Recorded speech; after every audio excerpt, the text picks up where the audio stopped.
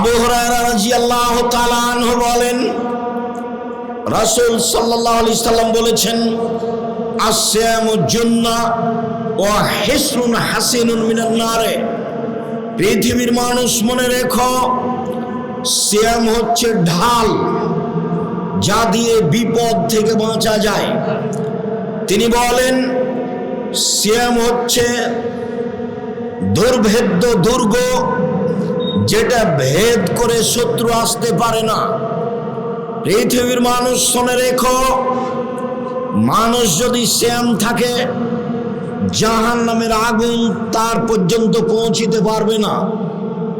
সিয়াম হচ্ছে দুর্ভেদ্য দুর্গ, যেটাকে ভেদ করে ভিতরে যাওয়া যায় না।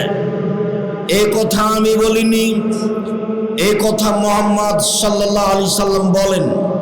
রাসূল সাল্লাল্লাহু আলাইহি সাল্লাম বলেছেন, মান সামা ইয়াওমান ফি সাবিলিল্লাহ, কেউ যদি আল্লাহকে সন্তুষ্ট করার জন্য একদিন সিয়াম থাকে, জালাল্লাহু বাইনাহু ওয়া বাইনান নারি খান্দাক কামা বাইনাস সামাই ওয়াল আরজ, তাহলে তার মাঝে আর জাহান্নামের মাঝে একটি গর্ত খনন করা হবে, যে গর্তের ব্যবধান হলো আকাশ জমিনের ব্যবধান 500 বছরের পথ।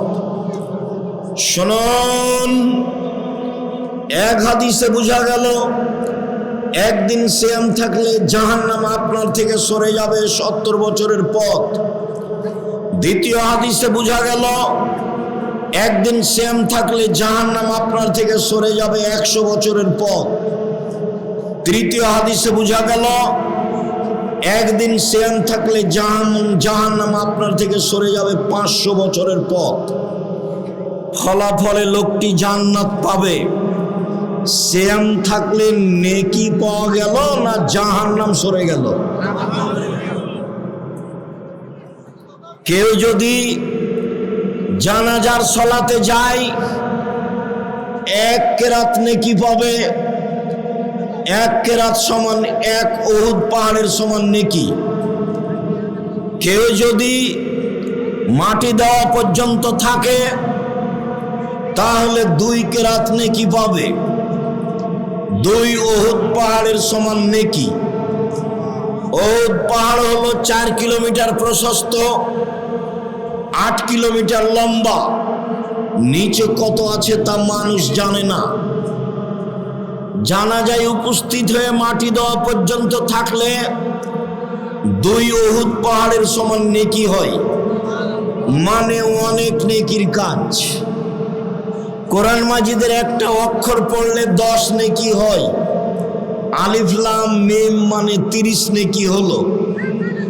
এটা বাড়তে থাকবে, বাড়তে বাড়তে 700 আরো অনেক বেশি হবে।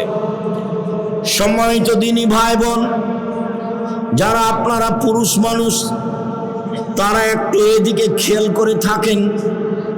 ওই সাইডটা আপাতত এখন আর কানে নিয়েন না, আপনি একটু এদিকে খেয়াল করে থাকেন। মানে কন্ট্রোলে আসছে না এই জন্য যে হুঁচলা মহিলা চিল্লাচ্ছে, ও তো বয়স্ক মহিলা, ও তো বুঝছে যে আমি তো জোরে কথা বলছি, তা আমাকেই তো নিষেধ করা হচ্ছে।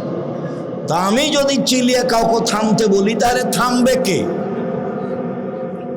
এইটুকু তো তার হুঁশ থাকা দরকার, যে আমি যে আর একজনকে চিল্লিয়ে বলছি, এভাবে বলছি, তো ওরই তো কণ্ঠ আর একজন শুনতে পাচ্ছে। তো এই কন্ট্রোল তো এখানে হবে না, এটা তো আপনার জিম্মেদারি ছিল। আমরা যদি সপরিবারে এখানে 1 মাস থাকি, 1 মাস, আপনি বুঝতে পারবেন না যে আমরা এখানে সপরিবারে আছি।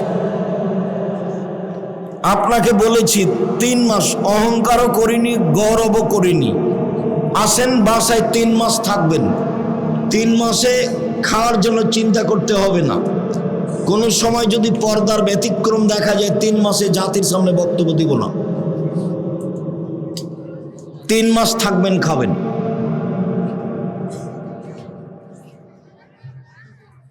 কন্ট্রোল তো আপনার হাতে। ওকে এখানে আপনি কন্ট্রোল কি দিয়ে করবেন? কন্ট্রোল তো এখন আপনাকে বাড়িতে গিয়ে করতে হবে, বা বাড়িতে গিয়ে পিটিয়ে দিতে হবে। এই যে দেখলেন বুখারী মুসলিমের হাদিস,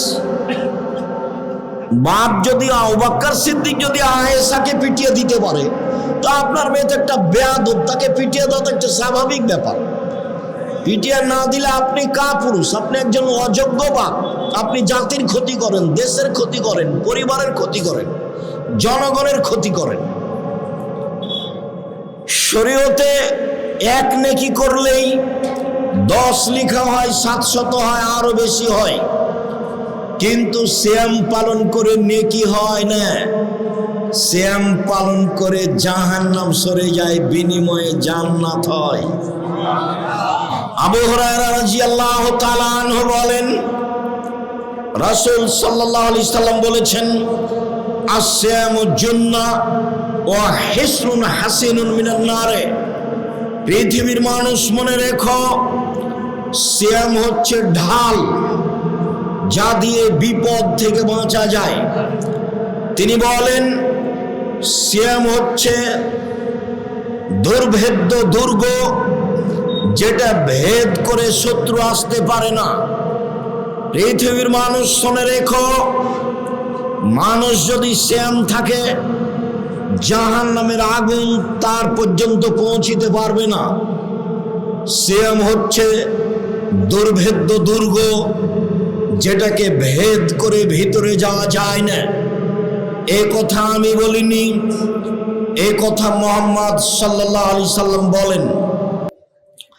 সাদ ইবনে সাদ রাদিয়াল্লাহু তাআলা আনহু বলেন, রাসূল সাল্লাল্লাহু আলাইহি সাল্লাম বলেছেন, পৃথিবীর মানুষ শুনে রেখো, জান্নাত একটি, দরজা 8টি, জাহান্নাম একটি, দরজা 7টি। জান্নাত একটি, দরজা 8টি। পৃথিবীর মানুষ শুনে রেখো, জাহান্নাম একটি, দরজা 7টি। যেদিন মানুষ জান্নাতে প্রবেশ করবে, সেদিন 8টি দরজা থেকে ফেরেশতা স্বাগত জানিয়ে ডাকবে, আসেন আসেন, যারা সিয়াম পালন করেছেন এই দরজা দিয়ে আসেন, আসেন যারা হজ করেছেন এই দরজা দিয়ে আসেন, আসেন যারা দান করেছেন এই দরজা দিয়ে আসেন। এই সময়ে আবু বকর সিদ্দিক রাদিয়াল্লাহু তাআলা আনহু বললেন, আল্লাহর নবী, সেই দিন সব দরজা থেকেই ডাকা হবে, এমন কি কেউ হবে? তখন আল্লাহ রাসূল বলেন, হ্যাঁ, তুমি তার মধ্যে। আবু বকর সিদ্দিক, তুমি যখন জান্নাতের দরজার সামনে যাবে, তখন 8টি দরজা থেকে তোমাকে ডাকবে, স্বাগত জানিয়ে আসেন আসেন আসেন। তিনি বললেন, পৃথিবীর মানুষ শুনে রেখো, সিয়াম পালনকারীর শেষ ব্যক্তি ঢুকে গেলে এই দরজা বন্ধ করা হবে, তখন বাকি দরজা খোলা আছে। অর্থাৎ হজ পালনকারী ওই দরজা দিয়েও ঢুকতে পারবে, দানের দরজা দিয়েও ঢুকতে পারবে। সালাত আদায়কারী তার সালাতের দরজা দিয়ে ঢুকতে পারবে, হজের দরজা দিয়ে ঢুকতে পারবে। দানকারী সব দরজা দিয়ে ঢুকতে পারবে, তবে সিয়াম ব্যতীত এই দরজা দিয়ে ঢোকা যাবে না। কেননা সিয়াম পালনকারী শেষ ব্যক্তি দরজায় ঢুকে গেলে এই দরজা বন্ধ করা হবে, অন্য কোনো ইবাদত দিয়ে এই দরজা দিয়ে ঢোকার কোনো সুযোগ হবে না। শুনুন, পৃথিবীতে ব্যতিক্রম সবচেয়ে দামি ইবাদত সিয়াম। এমন কোনো ইবাদত নেই যাকে বলা যেতে পারে এইটা সিয়ামের সমপর্যায়ের ইবাদত।